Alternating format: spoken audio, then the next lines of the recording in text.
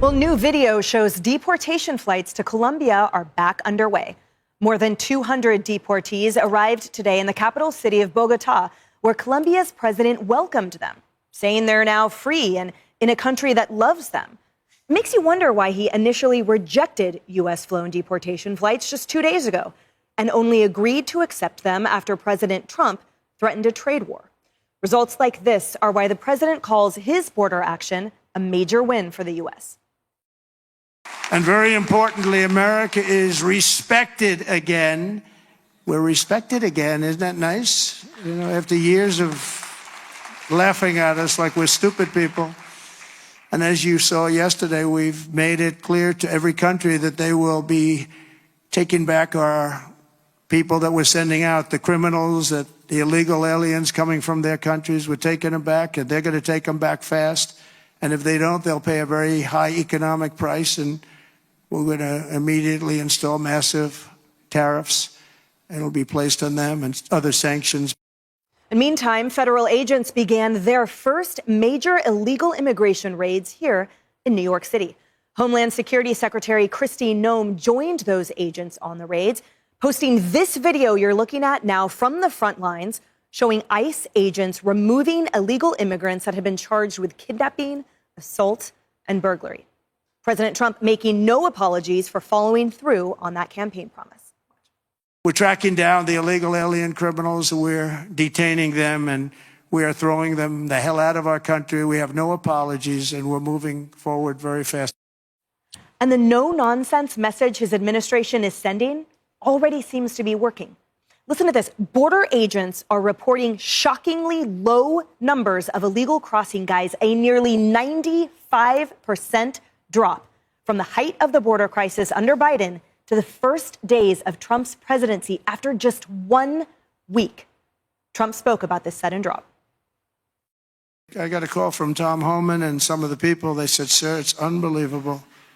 There is nobody. You have this huge area. It's a gathering area. It's always been packed with these people. What they did to our country is so unbelievable. That they could do this to our country is so horrible. But he said there's nobody there. And then they actually put it on television. I got to see it. And there was literally not one person, this vast area where people stay there all day long and they just walk right into our country. And as predicted, not everyone is happy about this illegal immigration crackdown. The View is calling it, of course, racist.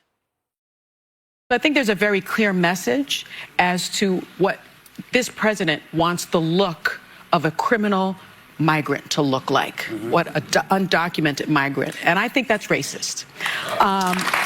Let me also say, they are also racially profiling in doing this. I am disappointed, disgusted, and saddened by what I'm seeing. And pop star Selena Gomez posting this video of her sobbing over the deportation flights, which she quickly deleted. All my people are getting attacked. The children. I don't understand. I'm so sorry. I wish I could do something, but I can't. I don't know what to do. I'll try everything, I promise. Border czar Tom Homan had a blunt response to the celeb's video yesterday. We're going to do this job, and we're going to enforce the laws of this country. If they don't like it, then go to Congress and change the law. It's just all for the good of this nation, and we're going to keep going. No apologies. We're moving forward. Yeah, and where were those tears when these guys were denouncing sanctuary cities and removing illegal border crossers? Would you allow these cities to ignore the federal law regarding the reporting of illegal immigrants and, in fact, provide sanctuary to these immigrants? Pick up the New York Times today. There's a city not far across the river from my state that imposed the similar sanctions. And what they found out is, as a consequence of that, their city went in the dumps, in the dumpster. Stores started closing. Everything started to happen. And they changed the policy. So, Senator Biden, yes or no, would you allow the cities to ignore the federal law? No. If you're a criminal, you'll be deported. If you plan to enter the U.S. illegally, your chances of getting caught and sent back just went up. Oh, Oh, Paul Morrow. So much to unpack here. Oh, man. So what changed? I got to wonder, what changed? I mean, these are all the same people who were saying they were going to crack down. All of a sudden, they weren't, right? Let's advance the story a little bit. First of all, very clearly, they came in hot on this issue, and there's a controlling mind. It's organized. Full disclosure, about 6 months, I had occasion to have a conversation with Tom Homan. He told me then, I was trying to tease out of him, what's the plan? He told me there is a plan. I'm not telling you. Very clearly, there's a plan, right? They're doing the press right. They're putting out who they're grabbing. They got my buddy Derek Malton as the acting head of DEA. He's a hard charger. The whole thing's coming together. You can see it's synchronized. Here's the next shoe to drop. And you and I were talking about this, Harris. While you're grabbing these guys and you're getting them out, the worst of the worst, 13, TDA, the cartels, you got to gather the intel. Behind all of this, the controlling minds are going to be the analysts. There are faceless people who we're never going to know who are heroes. They're sitting in cubicles. They're down in D.C. They're synchronizing all this information.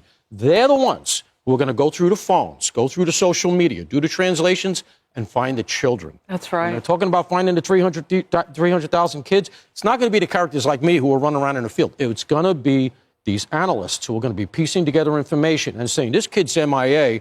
Where is this kid? Look at this. It turns up in this phone. We better look over here. Like, I know this is not talked about a lot, but I really do feel bad for the United States of America right now. Like, especially since Donald Trump is our president and he's acting like white supremacy. Like, I heard the KKK was back in effect in certain places. He done took away the right of jobs to have discrimination. He done took away like LGBTQ community rights. Like, y'all, this is happening real fast. Like, we work so hard as Americans to get to a certain point to where people want to come from their third world country to come here because they have a dream like Martin Luther King, and Donald Trump is just taking that away. And the fact that he had his inauguration on Martin Luther King Day goes to show what we have to deal with in America. Like, as a black African-American woman, we need to be standing together more than ever. Like, I don't care if nobody watches this video. I don't care if nobody hears me. But, y'all, we are in a crisis right now. A real-life crisis. And y'all need to pay attention. Pay attention to the news. People are asking, why is ICE coming to these work sites? And I'm going to, share with you what you guys told ethnic black Americans. It's really important not to be lazy in America. If you have a great work ethic, everything will be just fine. As long as you work really, really hard, you'll be just fine. ICE will not bother you if you're working hard. So if they're at your work site and they are taking you away or your friends away, you have to work harder. Somebody knew you were lazy, and you can't be a criminal. So either if they're taking you away at the work sites, or you either were a criminal or you were just lazy. And in this country, we have a really strong work ethic, and you have to work really hard. So I'm sorry if this stings a bit, but you can't be lazy in America. You gotta work really hard. So if you see the ICE agents coming and they're kind of running towards you, all you have to do is just work a little harder and they'll just pass you up and they'll just go to the next person, okay? So just make sure that you work really hard, have a good work ethic, and don't be a criminal and comply. Don't run. So this is a message for Hispanic people or Latina people, not just the white presenting Latinos, all of them, including the more Afro Latinos, when it comes to this whole deportation thing and solidarity with the black community. You guys have no right to be angry at black people who choose not to want to support or have solidarity with you. And the only reason why I say this is because the amount and level of disrespect that we black Americans have suffered from the Hispanic community when we tried to have solidarity in the past is astronomical. And you guys know about that disrespect, because try being a Latina woman with your whole family and bring home a black man as your boyfriend and tell them that you want to marry him. And how would your family respond to that? Because I know a lot of you, if you brought home a black person, like a black American, your family is not having that. So how could we possibly have solidarity when the whole family is like, you bring home a black person and it's just like their head starts spinning and they have an issue with that? On top of that, and also what adds insult to injury is basically saying when Hispanic people deny racism, like the fact that they're racist and the fact that they're colorist. The first time that it hit me about the Hispanic racism back in your own countries is when Black Panther, the second Black Panther, came out, and the guy who played Namor, I forgot his name, the guy who played Namor talked about how you guys treat darker skinned people and indigenous people in your own countries, and that mentality, you guys bring it here into this country, especially after we black people have went through a lot of strides in this country to get certain things put in place for civil rights. And instead of leaving that at the door in those countries, you guys bring those mindsets with you. And then on top of that, literally here on TikTok, there was a girl who had like 1 million views, and I still have the video and I can pull it, where she was talking about, she was only 20. And she was I could tell she was having a hard time articulating herself because she was crying and emotional. And she was talking about how she experienced racism and discrimination from her Hispanic community. And she said she was an Afro-Latina, and how she couldn't get a job and couldn't get hired. And a lot of these jobs are expecting you to speak Spanish. And so when I came behind her and I pointed out, yes, there are some things in the Hispanic community, what she's saying is true. It's just like the responses that I was getting from Hispanic people is just like the gaslighting that I would get from white people who try to deny racism. It's basically they were trying to say, oh, well, she wasn't qualified for the job. She wasn't. The same shit white people say.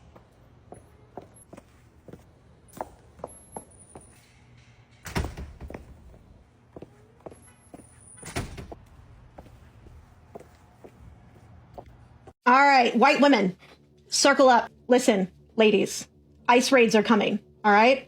They've even started already in some places, and no location is off limits this time around, not even schools or churches. So you know what that means, right? That's right. It's time for us to put our very best Karen skills to good work. Now, I don't want to hear none of y'all hopping into my mentions going, Kendall-y, I don't know how to Karen.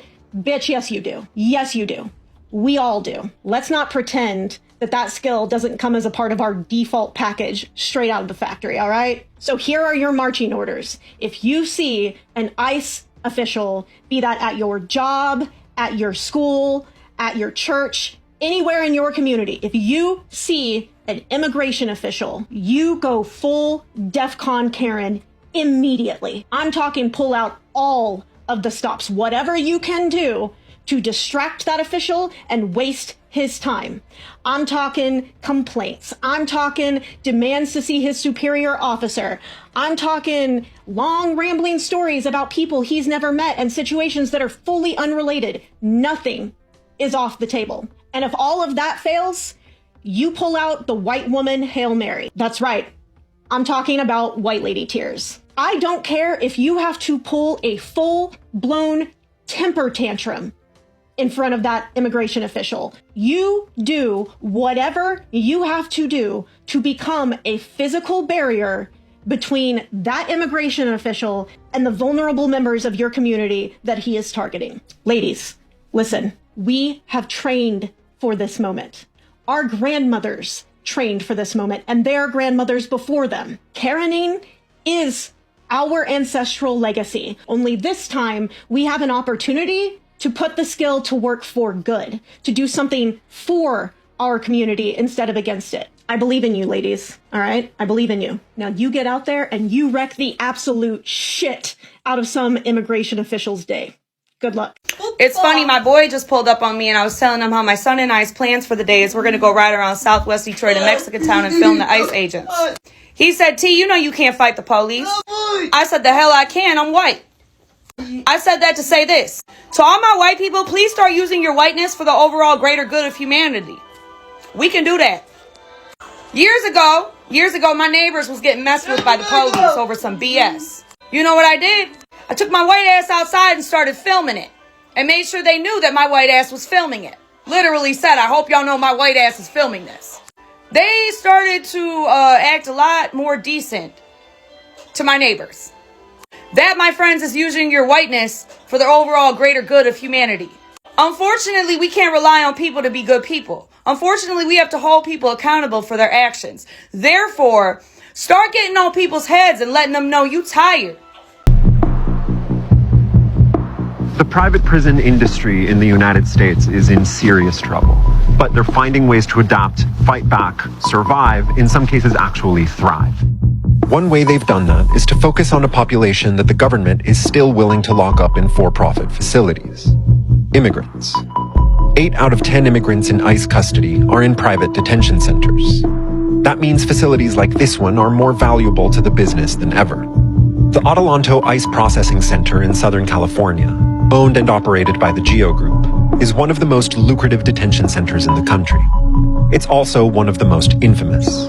Several detainees have died there. When federal inspectors visited the facility in 2018, they found egregious violations, including nooses in detainee cells and inadequate medical care.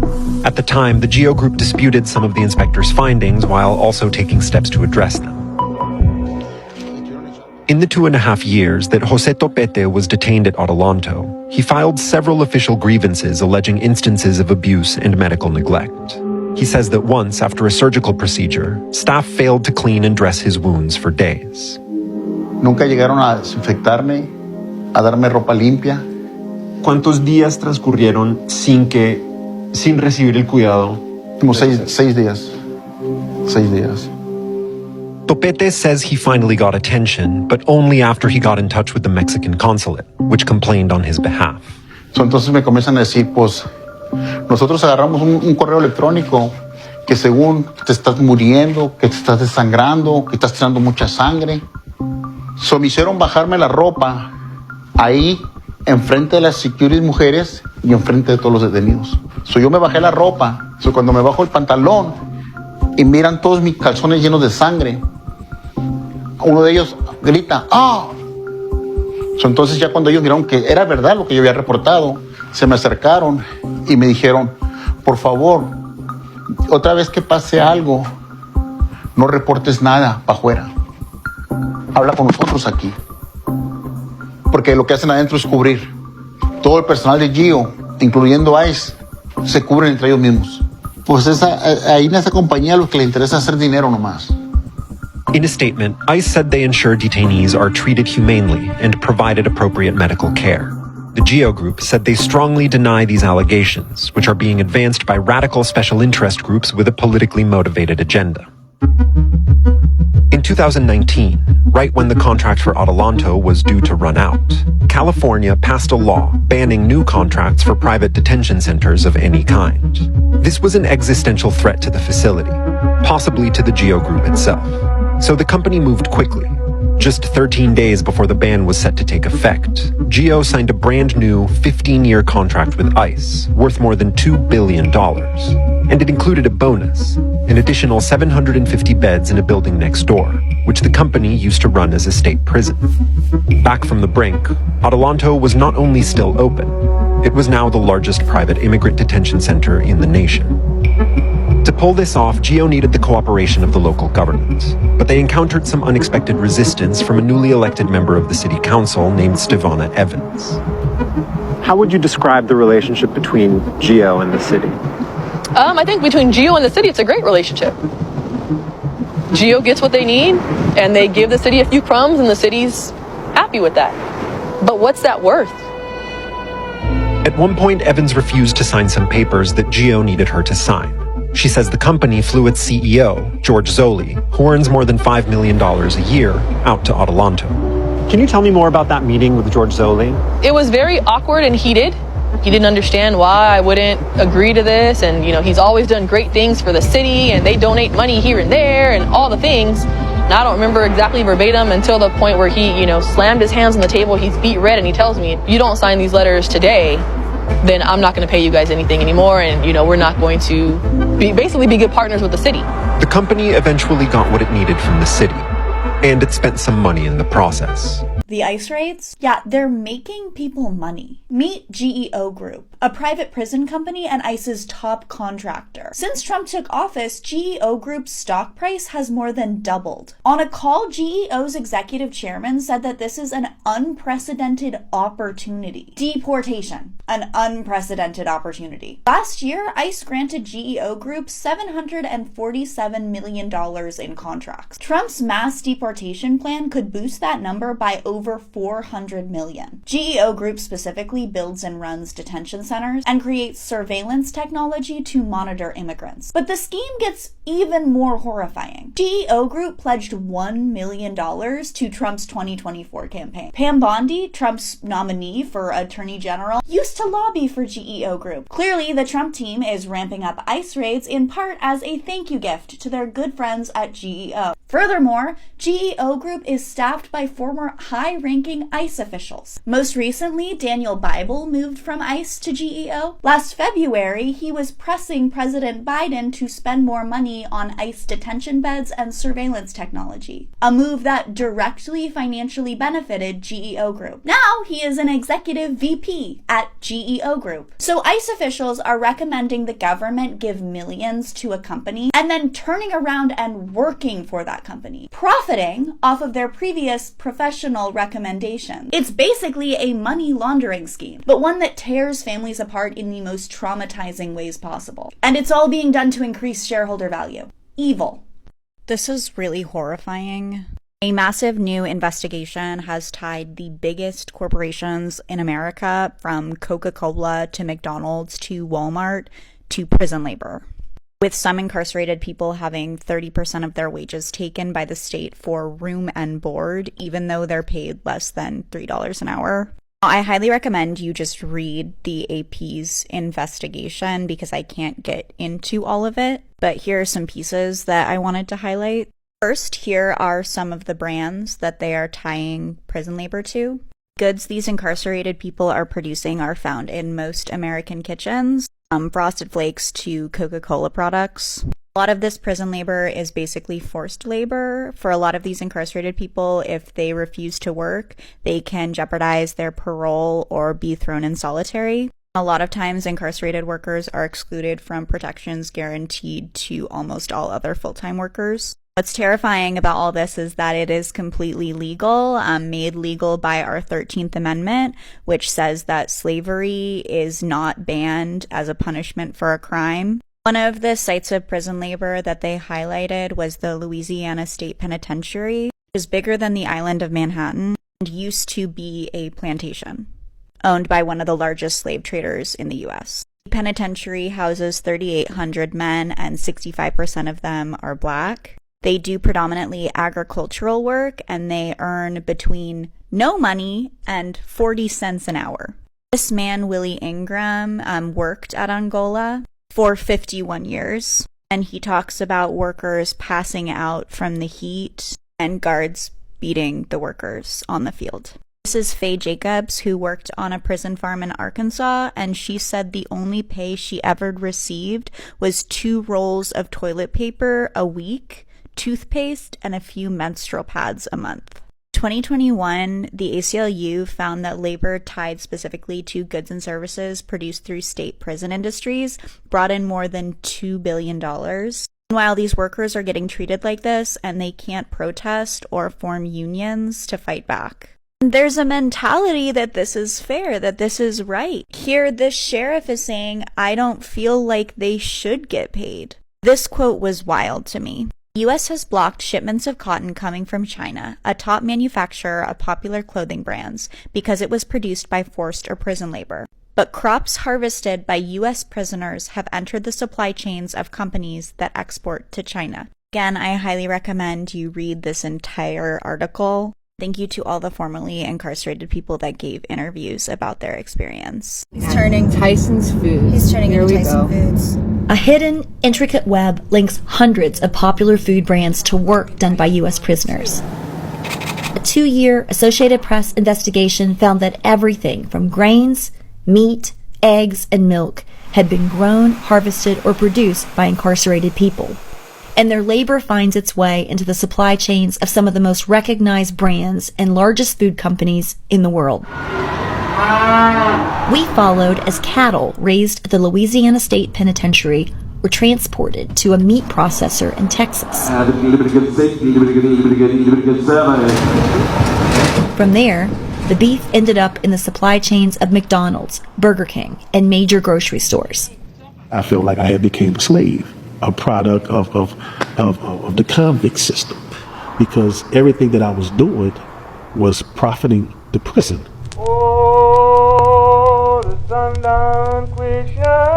The 13th Amendment of the U.S. Constitution abolished slavery and involuntary servitude, except as punishment for a crime. We spoke to prisoners who were working on the same plantation soil where slaves toiled more than 150 years ago. Many were making pennies an hour. Some were getting nothing at all. Others were being contracted out to private companies or taking part in work release programs. Prisoners can sometimes be punished for refusing to work, even thrown into solitary confinement. Because anytime you bump it, And if they are hurt on the job, they often have little recourse. They aren't eligible for workman's compensation, nor are they protected by other worker safety laws because they're not considered quote-unquote employees. We're going to have to figure out different ways to make our system a better system instead of just exploiting labor and then calling it crime prevention. The agriculture sector is just a fraction of the overall prison labor industry, which includes everything from public works to stamping license plates. They're learning a skill set. They're learning to be responsible for something. They're learning to pay back their debt to society. I learned that if I wanted to be better, I have to make my own way, basically. That the opportunities are here. They're not going to give them to me. But prisons and corporations benefit from inmate labor. The goods wind up in the supply chains of giants like Walmart, Target, Whole Foods, and Costco, just to name a few. The AP also found American prison labor linked to the supply chains of multinational companies such as Cargill that export goods all over the world. This is happening even though Washington has banned imports and seized goods that were produced by prison or forced labor abroad. And DHS is deeply concerned by credible and growing reports of China's state-sponsored use of forced labor and other human rights violations in the Xinjiang region. Several companies told the AP they have policies in place restricting suppliers from using incarcerated workers. Cargill acknowledged buying goods from American prison farms and said it would determine next steps. Others said they would look into the AP's findings, which revealed just how much prison labor touches many of the foods we eat. So Mississippi introduced a new anti-immigrant bill, and everyone's talking about the fact that bounty hunters will be paid $1,000 for every undocumented person they bring in, but this bill does so much more than that. Yes, this bill does give licensed bounty hunters the ability to go after undocumented people and get paid $1,000 per person they bring in. But something in this bill that's not being talked about a lot is that this bill would make being undocumented in Mississippi a crime punishable by life in prison without parole. This is a way to enslave people who have done nothing wrong except come to the U.S. for a better life. These immigrants are going to spend most of their life in a detention center working. And on top of all that, this bill would also make it a crime if you try and help an undocumented person get away from a bounty hunter. You will be forced to pay $1,000 and spend up to a year in prison. This is fascism at work. Put people in forced labor camps, detention centers, and criminalize and imprison anyone who tries to help undocumented people. And remember, just being undocumented in the U.S. is not a crime. It is a civil violation, but the Trump administration and the rest of the U.S. is trying to turn it into a crime. This is just the government going after vulnerable people to turn them into slaves. And to keep up with news stories like these, please follow my newsletter, check out my podcast, or one of my other social media sites, link in bio. Did you know the first ever private prison we built in America was only 40 years ago in 1984? Like if I were to ask you right now, we're having a conversation at dinner, when do you think they built the first ever private prison in America? What would you say? You'd probably say 100 years ago, 80 years ago, only 40 years ago. It was in Texas. Do you know? From that moment till today, here's stats for you. Here we go. The imprisoned population increased from 1984 till today, 194%, while the country's overall population has increased by only 36%. What? And then I go up and I look at more data. Oh, we got a lot of stuff to talk about private prisons today. U.S. population is only 4% of the world's total population. However, you ready? We have 20% of the world's prisoners. How? We have 330 million people in population. China's got 1.5 billion, but we have the same amount of people in jail. And by the way, India's got 1.4 billion people, give or take, total population. We got 340, and India's only got 573,000 and we have 1.76 million. How's that even possible? And then this guy, Ice Cube, I had him on the podcast yesterday. He's on Bill Maher, and he's saying, Bill Maher, the same people that own the record labels also own the... Ever wonder why you see the same stereotypes of black and brown people depicted in hip-hop music?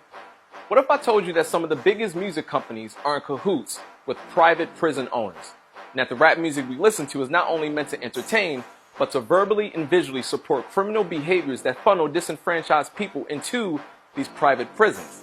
Lastly, what if I told you I have proof? In 2012, Core Civic, formerly known as Corrections Corporation of America, the biggest name in the private prison industry, contacted 48 states offering to buy their prisons.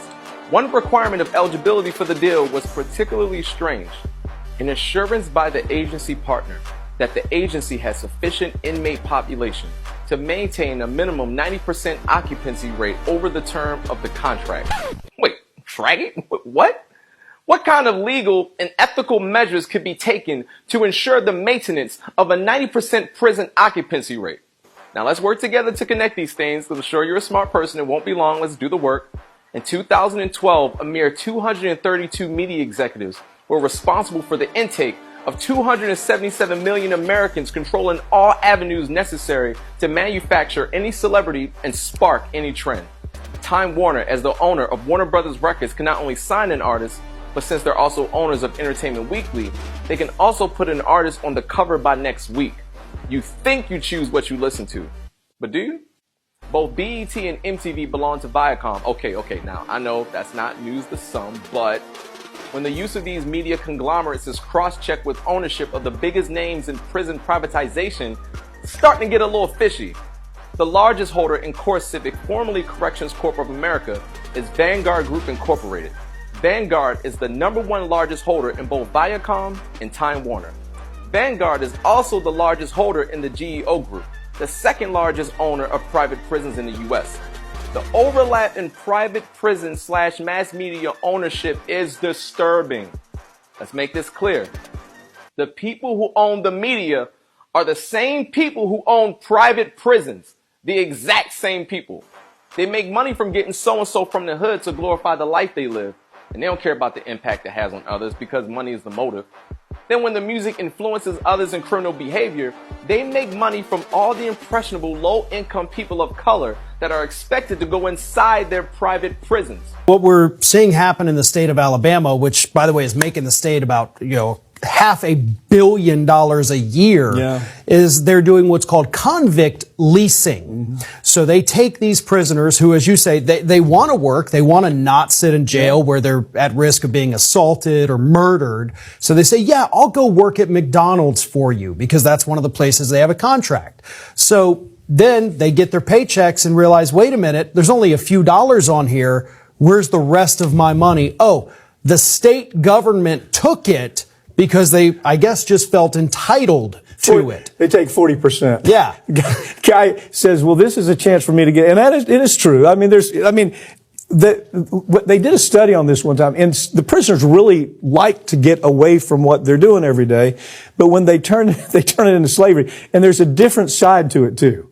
The other side is some of these guys are wondering, are they holding me here when I should be paroled? Yeah. In other words, am I being held back from being able to get out of here and get a real job so that these folks can make half $500 million? Yeah, a year. $500 million a year on my work. You are going to be shocked when you hear some of the major corporations that you use every week that also get rich off the backs of incarcerated Americans. Prison labor is big business. Have you ever been on the phone, maybe booking a flight or a car rental or a customer service call for your cell phone company, and you talk to someone, and then when it's time for you to give your payment information, they say, hold on one moment, let me get you to a secure line, and they transfer you off of them? That's probably prison labor. Corporations like Sprint, Verizon, which I think they're one of the same now, American Airlines, Avis car rentals. These kind of places use inmate call centers, incarcerated people answering the phone for those customers, getting paid pennies an hour. And if they're in Texas, they're getting paid 0 an hour. Yet the prison system's making big bucks. The corporations getting to undersell their competition because they're not paying regular wages, right? Corporations like McDonald's, Wendy's, Starbucks use prison labor, some of them to make meat, the hamburger meat at McDonald's, some of them to make the cups and the paper and plasticware like at Starbucks cups, the coffee wrapper, those kind of things. Corporations like Walmart, Costco, Aldi, Kroger use prison labor. What do you think about these corporations getting rich off of incarcerated people? The Alabama Department of Corrections is selling organs from inmates who die in ADOC facilities to UAB School of Medicine. This is 43-year-old Brandon Clay Dodson. He died on November the 16th, 2023 in Ventress Correctional Facility, which is located in Clayton, Alabama. When the warden contacted Brandon's family to inform them that Brandon had passed away, the warden asked if the family would like to claim his remains. The family stated that they would. The warden was shocked, stating that most families do not claim the remains of ADOC inmates when they pass away. The warden then gave the family the runaround for 5 days before finally releasing his body to the funeral home. Brandon's family paid for a private autopsy, which determined that his body had been improperly stored and was at a level 8 decomposition, so an open casket funeral was not possible, and Brandon's heart was missing. This lawsuit also cites an incident from 2018 where medical students at UAB said that there was a disproportionate number of specimens they encountered during their medical training that originated at ADOC facilities. An administrator admitted that 1/3 of the samples in the pulmonary lab are from incarcerated individuals in the state of Alabama. ADOC is selling organs to UAB. This is a facility that's the only one in the state of Texas that we do what we do. So it's unique in the sense that you can come learn these skills that you can't learn anywhere else. It being in the industry, so it's got some technical skill to it. You have to learn these things. You have to learn the procedures. You have to learn the safety. You have to learn to be able to work in cohesion with your coworkers. And so I think that's a big deal. You know, you want to get out, you want to use your hands, or you want to be good in the technical field. You need to be able to learn these type of things. I felt something like kind of unjar and come at my head. From farms to factories, incarcerated workers offer a steady stream of labor for hard-to-fill jobs, sometimes with little to no training and little to no pay. A 2-year Associated Press investigation found prisoners nationwide have been seriously injured and sometimes killed on the job. Inmates may not be called slaves, but when you look at the behaviors, when you look at the laws, when you look at the characteristics, they're very similar. Alexa, how big a city would the U.S. prison population constitute? From theatlantic.com. Together, the nation's inmates would constitute the 4th biggest city in the United States, knocking Houston down a notch. Alexa, have jails and prisons replaced the social safety net in the United States?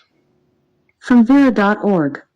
Yet prisons and jails also provide medical care and other services that people marginalized by poverty, addiction, and racism might not otherwise have, in part due to the disarray of the public safety net. Alexa, how above capacity are U.S. correctional facilities currently? From House.gov. Higher security prison facilities, including penitentiaries, are currently operating at 54% over capacity, and medium security institutions are 44% over capacity. Alexa, how big an issue is prison overcrowding in U.S. correctional facilities? From moviecultists.com. Prison overcrowding leads to increased violence, the inability to provide necessary medical care and other essential services, and degrading practices like requiring prisoners to sleep on the floor. Alexa, what percentage of U.S. inmates are detained pretrial because they cannot post bail? From drugpolicy.org. Nearly 40% of the total jail population has the option to post bail but lacks the financial resources to do so, and more than 1,500 individuals could secure their release pending trial with $2,500 or less. Alexa, how many times over have Black and Hispanic pretrial detention populations grown? From prisonpolicy.org. Black Hispanic defendants are detained at 4.5 times the rate as their population share, and Black non-Hispanic defendants are detained at over twice the rate as their population share. Alexa, how many times over are Black and American Indian youth confined for lower level offenses? From aclux.org. Black and Native American youth are 5.8 times and 7.7 times more likely, respectively, to be arrested for a low-level offense than white youth. Alexa, how many inmates in U.S. correctional facilities have been diagnosed with a mental illness? From gtl.net. Over 37% of federal prisoners and 44% of jail inmates were diagnosed with a mental disorder, and in many states, there are more individuals with mental illness in correctional facilities than in psychiatric hospitals. Alexa, why is understaffing in U.S. correctional facilities a problem? From asu.edu. Understaffing has led to more inmates being stationed in temporary holding cages, going extended periods without food, water, or even bathroom visits.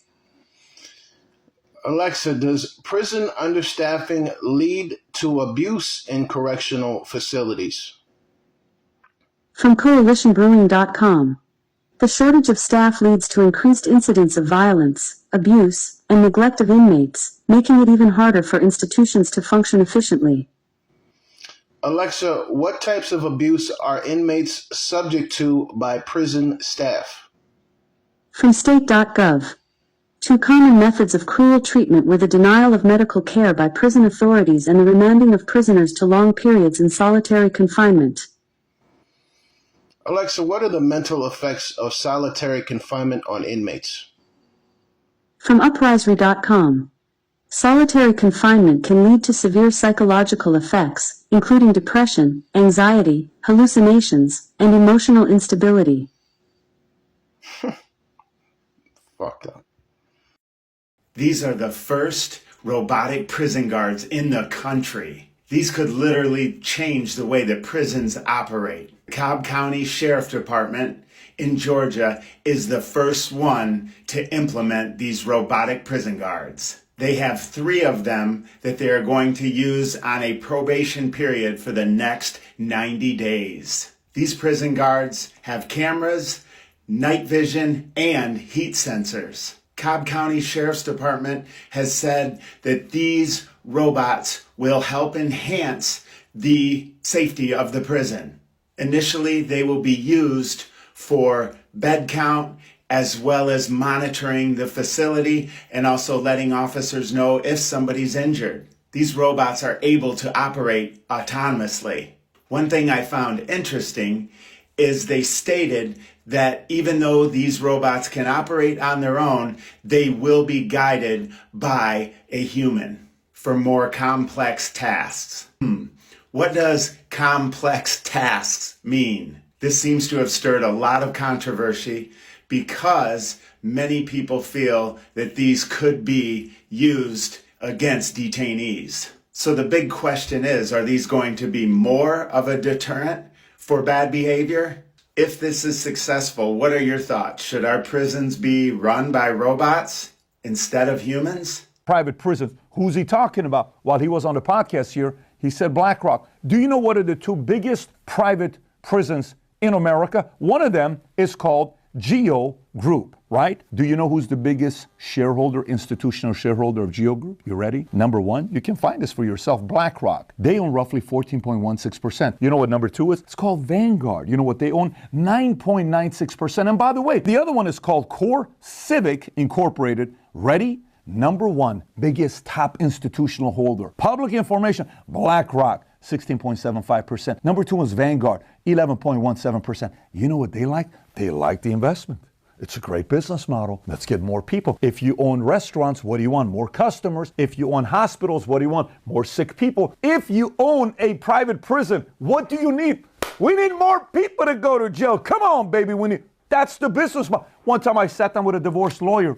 I said, so what is your business model? Your job is to make sure there's more divorces. More divorce. Can you imagine that's what you do for a living? So anyways, we sat here. We were curious. We said, you know what? What caused this spike in private prisons? And which state costs the most? Every one of these, data that maybe you're going to be like, Pat's a little bit too much. We want to learn all about it. We're going to talk about it today. Okay, so if you get value out of this video, give it a thumbs up and subscribe to the channel. Let's get right into it. First thing I want to do is I want to see what percentage of people are in private prisons versus public prisons. Because a lot of times you're going to be like, well, most of the people that are in jail are in private prisons. And that's why we have so many inmates. But the numbers don't prove that the more we looked into it. Matter of fact, take a look at this chart here. This one says how many people are locked up in the U.S. If you look at state prisons to the green left, state prisons 1,071,000, local jails 550,000, federal prison and jails 208, and you got a few others in there, youth, immigration detention, involuntary commitment, et cetera, et cetera. That's a breakdown of our prisons. And then we said, but we want to know a little bit more. What percentage of inmates are in private prisons? You see what the number is? According to Prison Policy Institute, only 8% of confined people are held in private prisons. That means 92% is still public, government, state, federal owned. Mass incarceration is driven by government policy and spending, but the private companies that contract for less than 8% of all cells get a disproportionate share of attention. Why is that? So if I look at this, I would think, public is like, no, it's not us. We're the state, we're federal, we're the good people. We would not imprison this many people. It's the rich corporate guys. Look at those guys. No, U.S. government, state and federal, you got 92% of the inmates. Private is only 8%. Yes, they have a business model. We can take shots at BlackRock, Vanguard, all those guys. They only got 8% of it. But let's continue. When did the spike really happen? Well, when we look at the prison system, and if you look at this chart with the number of people and inmates, it's from 1950 to 2016. So you would notice the same as 1950 as 1970. But if you go to 70, 71, 72, 73, 74, and then boom, we go from 200,000 inmates to 1.6 million. How? Why? What happened during that time? Don't you want to know? I'm curious. There was something that happened called the War on Drugs, June 17, 1971. The crime and punishment on certain things you did with drugs, crack, all this stuff went complete different level. People went to jail. Was that a business model? Was there incentive for it? Matter of fact, let's take a look at the population growth from the same exact period from 1950 to today. If you look at that chart with the blue line going up, we're growing every year, right? But if you look at the previous system, the numbers that we looked at inmates, so our population is growing like this, inmates going like this, and then all of a sudden inmates goes like this, right? And surpasses it. What was the purpose of war on drugs? Was it a business idea? Or was it really about keeping people safe? Was it really targeting a certain community audience? I don't know. Let's take a look at it. So now, while we're talking Nixon as well, the whole war on drugs, we have to keep in mind that this was about putting a hard line when it comes down to drugs. America's public enemy number one in the United States is drug abuse.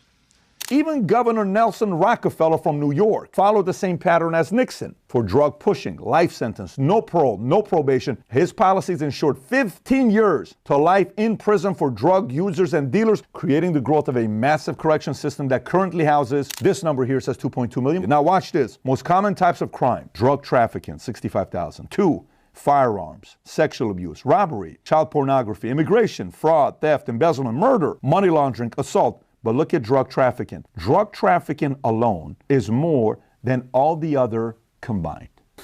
So it makes me think, right? Earlier we talked about hospitals, you need sick people. Restaurants, you need people to come in and buy. You want them to keep coming back. What is the financial incentive to put people in jail? Let's kind of go through it. Number one, private prisons. Revenue generation. Private prison companies earn money based on number of inmates they house. Contracts with government agencies often include per diem rates for each prisoner. So more prisoners, government pays you more.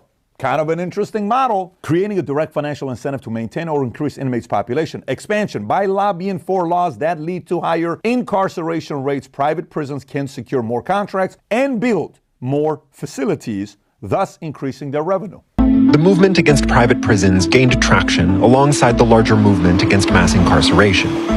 One of its biggest victories came when it successfully pressured major banks to divest from the industry. Morgan Simon is a part of that movement. She's an impact investor, meaning she helps people invest their money in ways that don't conflict with their values. When you look at who the owners are of Geo Group and CoreCivic, the two largest are Vanguard and BlackRock.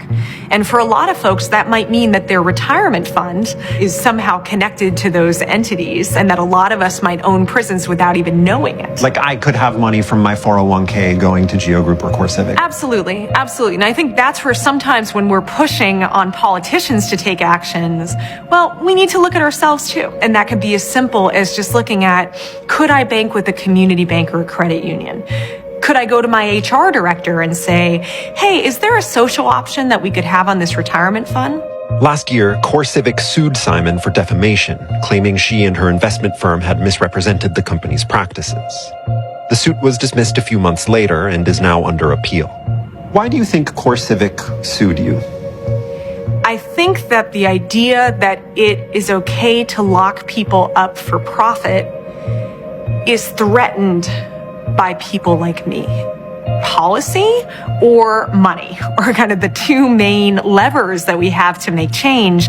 And I just chose the path of money. CoreCivic and the Geo Group gave us statements where they defended the quality of service they provide and accused activists of waging a lies-based campaign and spreading false narratives about them. Both also said they don't play a role in setting policies that determine who gets incarcerated. Nevertheless, they face a growing number of powerful people who would rather see them gone. For far too long, Congress has enacted policies that fail millions of men, women, and children by expanding our carceral state and Congresswoman Ayanna Pressley introduced the People's Justice Guarantee, a resolution that, among many other things, would make it impossible to profit off of incarceration in any way. So, the resolution that you introduced, if enacted, would effectively put these companies out of business. In your view, that's the intention? Yeah, good. Yeah. No, absolutely. Just want to make that clear. No, I mean, let me just try to contextualize this in the most, in a people-centered way. When you're just incentivized by profit, then you don't really care about the quality of the services. So not only are you profiting over providing the most basic of services, but then also there's no empathy. So it's just exploitive all the way around. These companies say, well, we don't make the policies that decide who gets incarcerated and who doesn't, or for how long. We are simply an instrument of government to enact those policies. That's essentially the thing is that there is a complicitness in that, okay? You're sort of trying to have it both ways. So you're saying you're not the driver of it, but you're also not working actively to dismantle it. None of this is naturally occurring. Like, this didn't just spontaneously combust. Oppression, confinement, exploitation. This has all been legislated. Pretty straightforward. More inmates, more money. 2, public sector unions, job growth and security. More inmates means more jobs for corrections officers and other prison staff. Unions have a vested interest in maintaining high employment levels, which can lead to support for policies that result in more incarceration. Hey, the jail is getting small. I can't lose this $68,000 a year salary that I make from the government. Hey, we got to figure out more people to go to jail. Forget it, make it tougher. Put them in jail. We need more. Do you see how that kind of works? That's kind of weird, right? Number 3, political and economic factors. Political influence. Politicians may support tough on crime policies to appear strong on law and order, which can be potentially advantageous, especially during election cycles. Economical impact. In some regions, prisons are major employers and economic drivers. Local economies may become dependent on the jobs and economic activity generated by prisons, creating a local incentive to support incarceration. Now, by the way, you know who does that? Both sides do this. Now, we were interested in seeing which state is the most cost per inmate.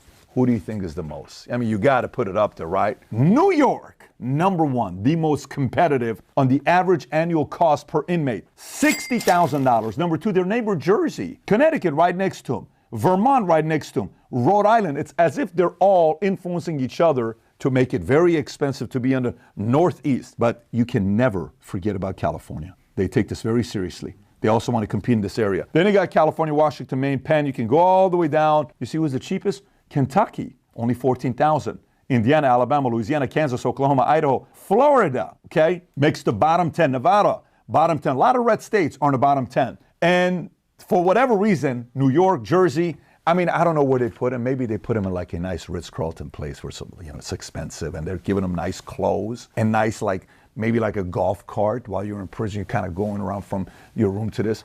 Why the hell are you charging $60,000 for this? The same thing Kentucky's doing for 1/4 of the price. Kind of weird. Still, we're curious. We want to learn. You want to learn. So we've got to kind of follow the money to see what's going on here. I mean, this is 2017 numbers, so let's assume it's going to be around $200 billion a year as an industry. If we look at this from the top all the way down, you'll see public correction agencies, prisons, jails, parole, and probation. That's $80.7 billion, right? And then you'll see to the right, public employees. The cost of public employees, $38.4 billion. That's a lot of salaries. By the way, if we just take the average salary of $60,000, okay? $60,000 divided by $38.4 billion, okay?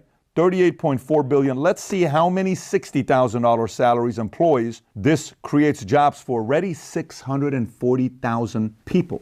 So that means even if we got rid of 1/3 of our inmates and we clean house and we change the rules, you're talking about 640,000. You're going to lose 420,000 jobs, 410,000 jobs. How are you going to answer? Even politicians are like, we don't want to lose that 410,000 jobs, right? Continue. Healthcare, $12.3 billion. Construction, $3.3 billion. Interest payments, $1.9. Food, $2.1. Utilities, $1.7. Private correction, $3.9. And look at the profits they make all the way at the bottom. The private prison profits, it's only $374 million. It's not a lot of money if you think about it compared to the other industries. Let's go back to the top. Judicial and legal, criminal law only, $29 billion. Prosecution, $5.8. Indigent defense, $4.5 billion. Policing, criminal law only, $63.2 billion. Civil asset forfeiture, $4.5. Bail fees, $1.4. Cost of families, $2.9. Commissary, $1.6. Telephone calls, $1.3 billion. Give or take, it's a $200 billion a year industry. It's a massive industry. By the way, oil industry, you know how much it is? $500 billion. It's only 2.5 times bigger than our freaking prison system. Oil, when you think about oil, it's, oh my God, oil, all these rich people. It's only 2.5 times the size of the mass incarceration as an industry. Pretty wild to think about. So I mean, when you look at this, you're like, okay, so Pat, what's your, all the problem, what's the solution? How are we going to handle it? It's a couple different things that we have to look at. Obviously, in 2018, Trump came out with the First Step Act. A lot of people have tried to kind of make some progress in that area. Van Jones was even in the back. He was in tears, emotional. Something is beautiful is happening. They're criticizing him. How could you defend Trump? You're a guy that was an Obama guy, right? Because this is progress that's being made, and in here, it's not politics. Couple things. One, punishment must change. A kid can be raised in 3 different families. Okay, in one family, kid does something bad, he gets his iPad taken away from him. For the same thing you do wrong in another family, kid gets hit by a belt. For another kid in a different family, for the same exact thing he did wrong, he gets smacked upside the head and gets spanking by a drunk father that comes home for 10, 15 minutes, and the kid is crying, marks all over the place, right? Same crime, 3 different punishments by the father, okay? You don't have to go all the way here necessarily first time around. I don't even think you need to go here ever. Some states go there. That's all this means. We have to kind of bring the punishment back. 2, the 3 situations all have what in common? There is a father in place in each of these 3 situations we're talking about, right? We have a fatherless epidemic in America since 1964 with Lyndon Johnson that changed the incentives to want women to have more kids without a father being there to say, I don't need a man. We need to go back and bring them together and say, you need him, he needs you, this is how it makes it work. And instead of being 1.6 kids birth rate, let's increase that to 2.1, 2.5, but bring back the right values and principles. Gradually lower the price, the punishment that you have, where people can come back in and incentivize some companies that are maybe bringing inmates and giving them jobs, give them the incentive. The other way around. If you hire in former inmate and you have a program that you allow them and they stay with you for 2 years, so there's pressure on the inmate to want to get back into society as well. If they stay within a company for 3 years, there's an incentive for them, and then the company gets some kind of a tax benefit for giving that employment to them. You can kind of start working on what kind of an incentive can be there. There's plenty of smart people in the room together to come up with what do you think, what do you think, what do you think, and then take the research and find out what's best. But definitely the way we're going right now isn't the way to do it. America is better than this. We have way too many smart people to not put them all in the room together and figure out how to solve this. If you got value out of this video, give it a thumbs up and subscribe to the channel. If you enjoyed this video, I got another video I want you to watch. If you've never seen the welfare video we did on Lyndon Johnson, what he did with these fatherless homes, if you've never seen a history of it, click here to watch that video. Take care, everybody. Bye-bye, bye-bye.